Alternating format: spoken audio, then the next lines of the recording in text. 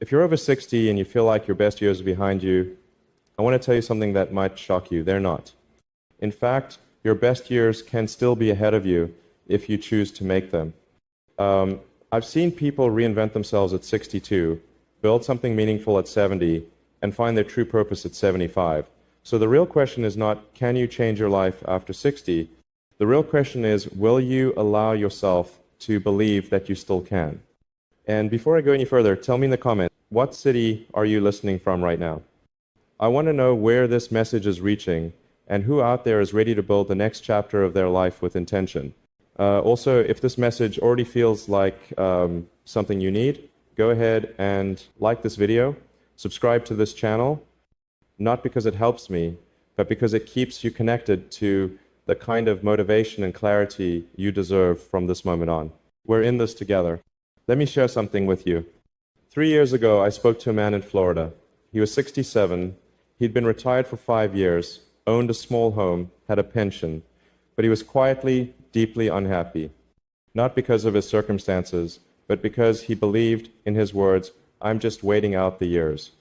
Now pause and ask yourself, do you feel like you're just waiting out the years? Because that's not life. That's delay. That's drifting. That's not what you were made for. Fast forward to today, that same man is running a local nonprofit. He helps other seniors who are lonely. He told me recently, "I've never been this alive, and I started all this at 68. Here's what I want you to hear. Age doesn't determine vitality, belief does. Your life can change radically, but the moment it starts isn't in your body. It's not even in your bank account. It starts in your decision." And if you stay with me through this video, I'm going to walk you through the most powerful mindset shift that I've seen completely transform lives after 60. That's the promise. Stay with me to the end, because that part is where everything turns. But for now, we need to begin with the lie most people carry without realizing it. Here's the first principle. You're not too old to start something new. You've just been trained to think your age is a reason to stop. That belief is what's holding most people hostage. It's what makes a person settle for television instead of reading, what makes them stop building, stop dreaming, stop reaching. But here's the truth, and it's not just motivational talk, it's neuroscience. Your brain still builds new pathways well into your 80s. That means your ability to learn, change, and grow is biologically alive. So the enemy isn't age, the enemy is stagnation, that mental fog that creeps in when we stop setting new goals. Let me ask you something. What's one thing you always said you'd do when you had time? What if that time is now? Write it in the comments. One thing, one spark. Let's light the fire. I've often said this. Failure is an option here. If things are not failing, you're not innovating enough. That applies to you too. If you haven't failed at anything new recently, it may be because you haven't tried anything new. And I'm not saying you should launch a rocket. I'm saying launch a new routine, launch a new skill, launch a new version of yourself, even if it's a small shift. That's how momentum starts. And maybe, just maybe, this part of your life isn't about success in the traditional sense. Maybe it's about contribution, about meaning, about legacy. If you're a person of faith, consider this. Even Moses started his purpose at 80. He heard from God in a desert when everything seemed quiet. Sometimes that silence is preparation. If you've been praying, this message might be part of the answer. So here's what I want you to do today. 1, write down one thing that still excites you, something you've always wanted to explore. 2, write down what has stopped you before, name the barrier. 3, then write down one tiny step you could take in the next 48 hours to begin moving toward it. It could be checking a book from the library, calling someone, watching a tutorial, starting a walking routine. Small steps change lives, especially when they become habits. In the next few minutes, I'm going to show you a mindset technique that I've seen transform ordinary people into high-impact thinkers even after 60. But here's the challenge. You must unlearn the idea that slow equals safe, because staying still is the most dangerous thing you can do right now. If you're still here, I just want to say you're already ahead of most people. Most people hear truth that stirs something inside them, and then they scroll past it. But you stayed, and that tells me something very powerful about you. You're not here to be entertained. You're here because something inside you still wants more from life. And that desire, that's the beginning of your reinvention. Now let's keep building that momentum. You see, there's a subtle trap that often shows up after 60. It's this quiet slide from living to just surviving. You've worked hard, raised children, paid the bills, navigated crisis after crisis. You've done the hard things for decades. And now society says, you've done enough. Sit back, be quiet, let time take over. But I don't believe in that. And I don't think you do either, because deep inside, there's something in your spirit that wants this next part of your life to mean something. You don't want to just survive these years. You want them to matter. So here's what I want you to remember today. You do not owe the world your silence. You owe the world your wisdom. You have decades of experience, judgment, clarity, and insight that others desperately need right now. That is your power. Can I ask you something? If there was one message you could leave behind for your grandchildren, your friends, your neighbors, what would it be?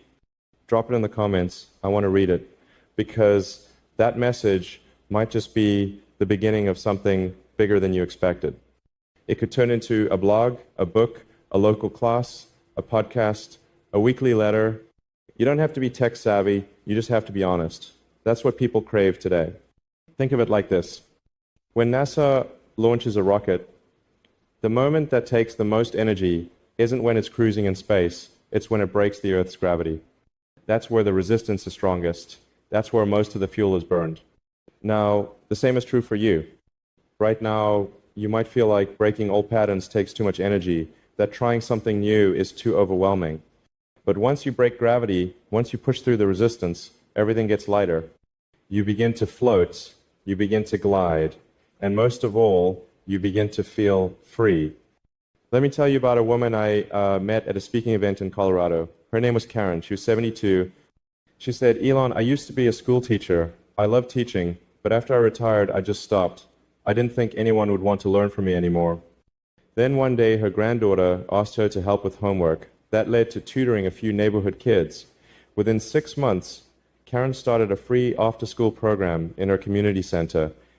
At 73, she was shaping young minds again, not because she had to, but because she realized you never stop being a teacher. You just stop giving yourself permission to share what you know. What's your Karen story waiting to happen? One of the most powerful questions you can ask yourself right now is this. Who am I becoming, and what story am I telling myself about what's still possible? Because identity is the engine of behavior. You can't change your future by just changing your schedule. You have to change what you believe about who you are. And maybe that's the biggest barrier for most people over 60. They've let the world write the ending of their story too early. But what if you rewrote it? What if instead of I'm too old, the new line was, this is the decade I finally give the world my best self? If you've been wondering, is there still purpose for me? Yes. Yes, there is.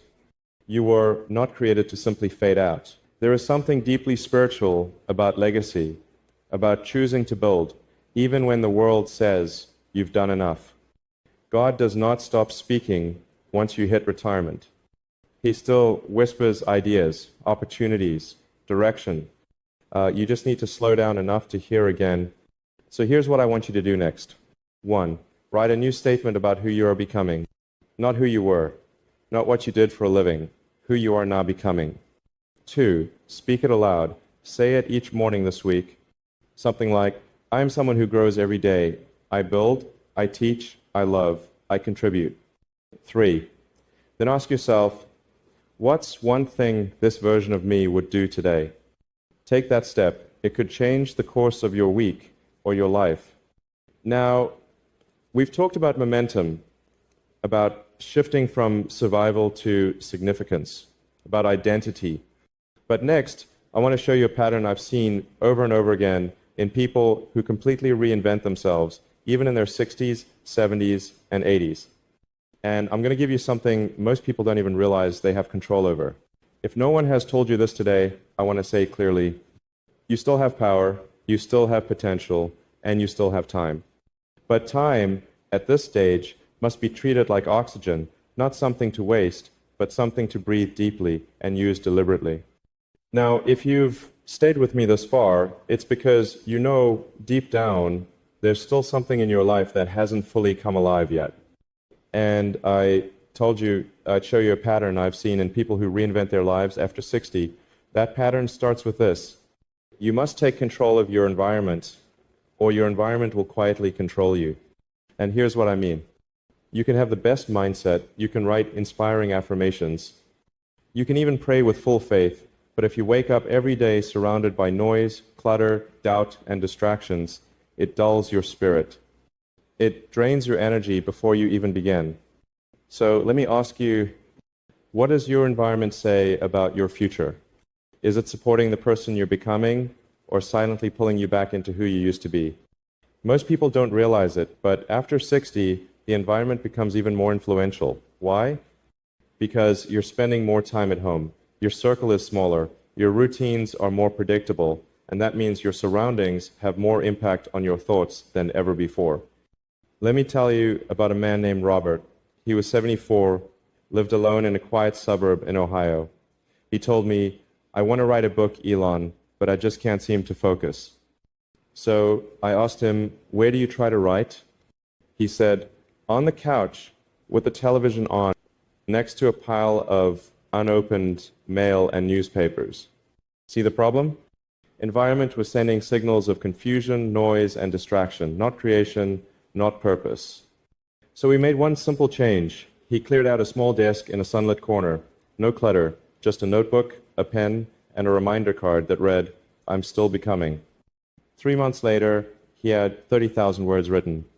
Not because he had more time, but because he had more focus. So I'll ask you again, what small change can you make in your environment this week that tells your mind, this is who I'm becoming now? Is it a reading chair with a Bible and a journal beside it? Is it finally removing the things in your space that remind you of pain instead of possibility?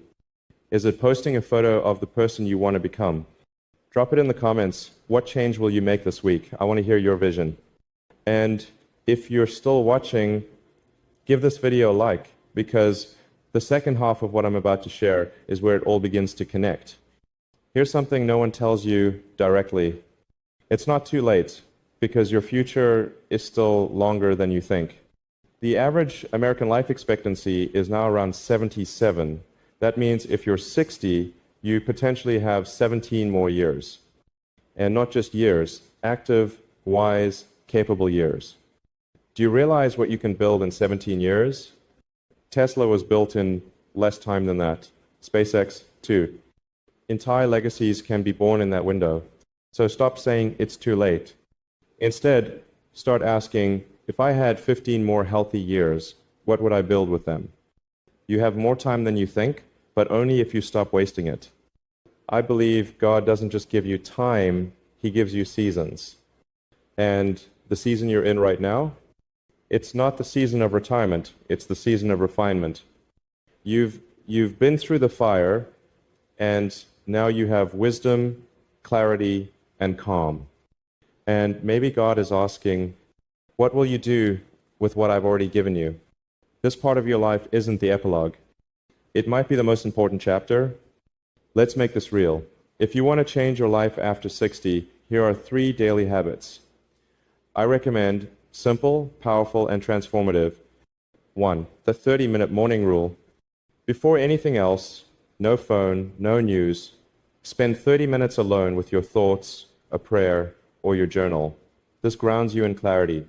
2. The 1 new thing rule. Every day expose your brain to something new. A podcast, a documentary, a book, a new language, or even a walk in a different direction. Your brain grows through novelty. 3. The 3-item list. Choose only 3 things to focus on each day. That's it. Overwhelm kills action, but focus ignites it. These aren't about being busy. They're about being intentional. Now, you've done the hard thinking. You've looked at your environment. You've challenged your identity. You've started to reclaim your energy. But in the final part of this message, I'm going to give you the exact mindset that pulls all of this together. It's the key that turns motivation into lasting transformation. It's what most people miss, and it's why many never follow through, no matter how inspired they feel. But you won't be one of them. Now, here's what I promised you from the very beginning. The shift that has helped thousands of people, including those in their 60s, 70s, and 80s, not just survive this stage of life, but completely redefine it. It's simple, but it's not easy. Ready? The moment you stop living for comfort and start living for contribution, everything changes. Let's break that down. Most people after 60 are subtly taught to take it easy, to slow down, to entertain themselves into the sunset. But the truth is, comfort does not create joy. Comfort leads to boredom. Boredom leads to self-doubt. And self-doubt leads to decay. On the other hand, contribution creates life. When you start contributing again, your wisdom, your time, your care, your voice, you awaken something eternal. You stop counting the days and start making the days count. And the best part? Contribution doesn't require wealth. It doesn't require perfect health. It just requires willingness. Let me tell you about a man named Charles, 82 years old. He was living in San Diego, quiet life, widowed, no kids nearby. One day, he sat in on a church meeting about community service. Someone mentioned they needed someone to just listen to the men in the rehab center down the street. Charles volunteered, not because he knew how to fix anyone, but because he knew how to listen. He showed up once a week, asked questions, smiled, shared a few words. Within 1 year, that center had the highest recovery rate in their program's history. When asked why, one man said, "I stayed clean because I didn't want to let Charles down." That's contribution. So let me ask you something personal. Who still needs you to show up? Who is waiting for your voice? Whose life could shift simply because you decided not to give up on your own? Because, make no mistake, someone is watching you. Maybe it's your child. Maybe it's your neighbor. Maybe it's a younger version of you who's silently hoping, please don't quit on life. Show me it's still possible. And maybe, just maybe, God has kept you here because your story isn't finished yet. I believe deeply that there's a divine assignment on every life, and sometimes the later chapters hold the most power because they come with depth, with scars, with lessons, with fire refined into gold. So don't bury your gifts. Don't quiet your wisdom. Don't underestimate your reach. Your next move might not just change your life, it might change someone else's eternity. I want you to picture this. It's 1 year from now. You've changed just a few things, not everything, just a few small but consistent choices. You have a routine that gives you energy. You've cut out the noise and filled your time with meaning. You've found one place to contribute, even if it's just an hour a week. You're sleeping better, feeling lighter, laughing more, moving more. You're no longer just aging, you're building again. That's what's possible. And if you're thinking, but Elon, I failed before, I've tried and stopped, I've lost momentum. Let me say this clearly. Failure is not the opposite of progress, it's part of it. What matters isn't what you tried and stopped. What matters is what you'll still decide to begin today. So here's how you begin your transformation today. 1, find one way to contribute.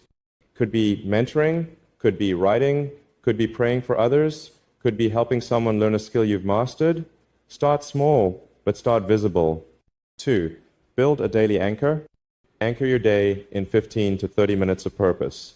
That could be scripture reading, journaling, walking, learning. Let your mind reconnect with meaning every day. 3, speak life to yourself. Every morning say this: I still have purpose, I still have breath, I still have something to build. Let that become your inner rhythm. Look, you may not have the speed you once had, but you do have the wisdom you never had before. And right now, in this moment, you are still capable of remarkable transformation. I didn't record this just to motivate you. I did it because someone needs you to come alive again, because your voice matters, because your story isn't finished, because your best chapter may still be unwritten. So, here's my final message to you, and I hope you carry it with you. You are not done. You are not behind. You are not too late. You are just getting started. Drop a comment right now and say, I'm still becoming. Say it out loud, say it to yourself, say it to God, and say it every single day from here forward. Your life after 60, it doesn't have to be the closing act. It can be the rise. Check my playlist for more videos like this. See you in the next one.